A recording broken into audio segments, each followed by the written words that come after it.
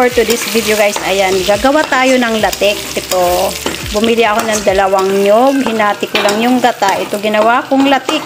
Ito siya, naglatik na siya.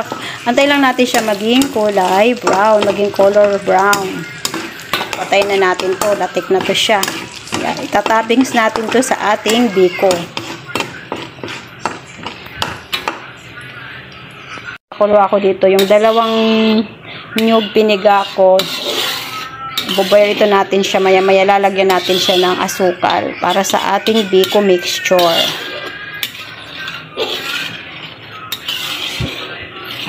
Napakasimple lang yung biko, hindi masyadong magasto. Ang biko ang pinakamurang dessert sa buong mundo. 1/4 na maskubadong sugar, yung pulang-pulang sugar. Ilalagay natin siya guys para maging matamis yung ating biko. Syempre, kailangan natin ng sugar para maging matamis. So, halo-haloin lang natin to siya hanggang maging malapot. Pwede rin natin ito lagyan ng vanilla or kaya asin. Lalagyan ito natin ng asin para hindi siya masyadong nakakaumay. Ito, lagyan na natin siya ng asin. Konti. Huwag naman maalat masyado. Pwede rin magic sarap. Ano ba yun? Magic sarap. Asin. Tsaka sugar. Pinaka-simpleng dessert itong biko. Pero masarap to siya guys. Mura na. Masarap pa. Masarap to sa kape for tomorrow. Medyo malapot na yung ating ano nga yun? Ginagawang matamis. Tapos ilalagay na natin yung ating bigas na sinaing, na malagkit na bigas na sinaing. Pag malapot-lapot na siya, yan o. Pwede na natin ilagay yung bigas na sinaing. Lagyan natin ito ng, gusto mo lagyan natin ng margarine or butter para maging masarap. So guys, lalagyan natin para maging masarap yung ating biko. Ay malaglag. Naka-plastic lang to siya guys. Naka-plastic lang yung ating margarine. Sa palengke, yung tingi-tingi-tingi. Para maging masarap. Diba? Yan, medyo malapot-lapot na. Ner-ner na nating ilalagay yung ating bigas na sinaing na biko na malagkit. Actually guys, it's only 1 kilo yung aking binili. 1 kilo, try ko yung 1/4 na sugar kung kasya, kung matamis. Try nga natin. Tikman nga natin. Lagay na natin yung, itong pandan, sinama ko to sa pagsaing. Pero ilalagay din natin dito para maging masyado siyang maaroma, mabango. Lalagay na natin yung ating nabigas, 1 kilo. Ang pagsaing nito guys is, kunting sabaw lang ha. Parang nagsasaing na tayong kanin. Sarap. Diyan mga ko to. Ngayon mo dito.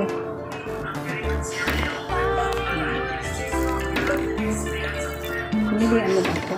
Masarap kasi ito. Mahirap yung may bato eh. Kaya may bato yun. Binibilad lang yung sa kalsada yung mga palay. Siyempre, pag nakabilad sa kalsada, ang asahan mo mga bato. Ay sabi ng tindahan, ano daw dito? Ay sorry, bagong ani. So, bagong ani, nakabilad sa kalsada. Sama natin yung tutong. So, ayan ang tutong. Sama na natin para sarap. Haluin natin. Oh.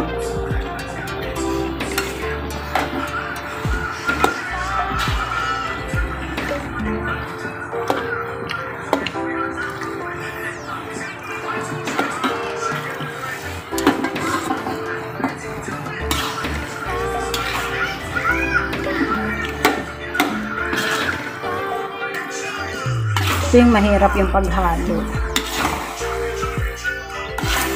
Ito na.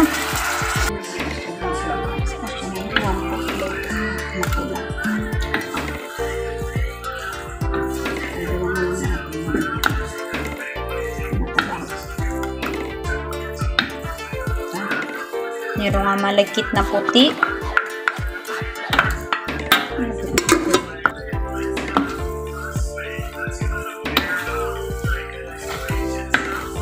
Hindi yan matututong.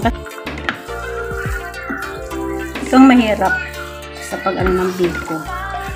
Yung paghalo, parang mahadlang ka. Sinama ko lang yung ano, yung pandan para mabango.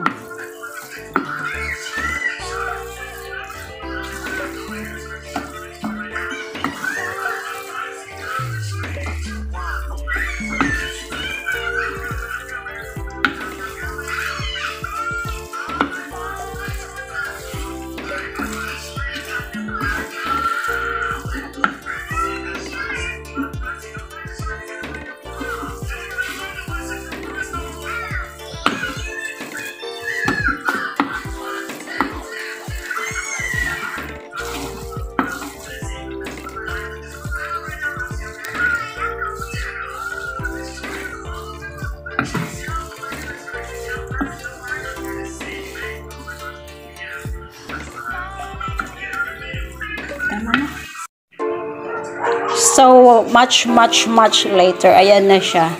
Ang ating biko. Naging, ano na siya guys. Naging malangis na siya. Ayan. Nilagyan ko siya ng konting butter, syempre. At saka yung dalawang ano lang siya. Baka may ano, dalawang nyug lang to at saka 1 kilong bigas, 1/4 na sugar na mascobado, yung pulang-pula talaga. Pero hindi siya mapula masyado, di ba? Tama lang to siya.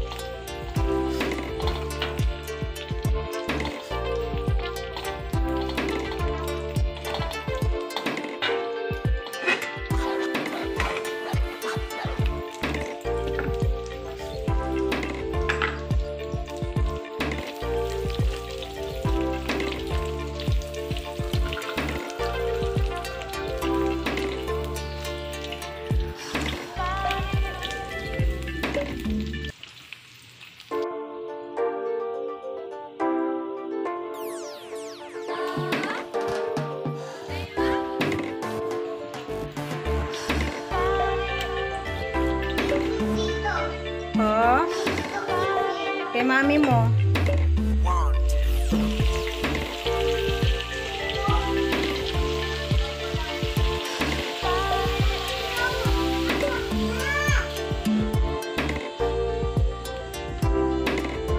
Ano daw tawag sa'yo?